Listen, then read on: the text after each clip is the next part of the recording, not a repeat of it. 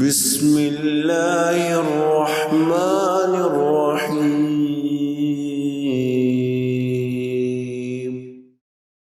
جب حضور اکرم صلی اللہ علیہ وآلہ وسلم نے حضرت معاذ رضی اللہ تعالیٰ عنہ کو یمن کی طرف بھیجنے کا ارادہ فرمایا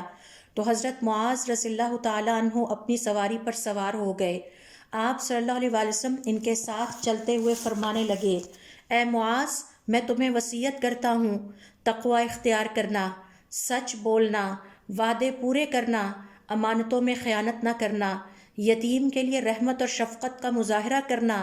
ہمسائے کی حفاظت کرنا، غصہ پی جانا، نرمی اختیار کرنا، سلام کو پھیلانا، نرم گفتگو اختیار کرنا، ایمان کا دامن ہاتھ سے نہ جانے دینا، قرآن میں غور و فکر کرتے رہنا،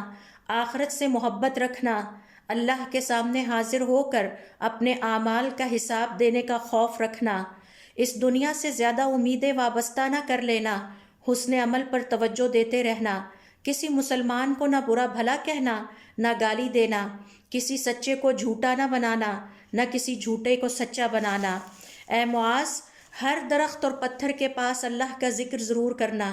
کوئی غلطی گناہ کا خیال آئے جو تم نے ماضی میں کیے تو فوراً توبہ کرنا، پوشیدہ غلطیوں اور گناہوں کی پوشیدہ توبہ کرنا اور علانیہ گناہوں کی علانیہ توبہ کرنا، مریضوں کی عیادت کرتے رہنا، بیواؤں، یتیموں اور ضرورت مندوں کی ضرورت پوری کرنے میں جلدی کرنا، غریبوں، مسکینوں اور فقراء کے ساتھ بیٹھتے رہنا، اپنے نفس کے خلاف جا کر بھی انسانوں کے ساتھ انصاف کرنا،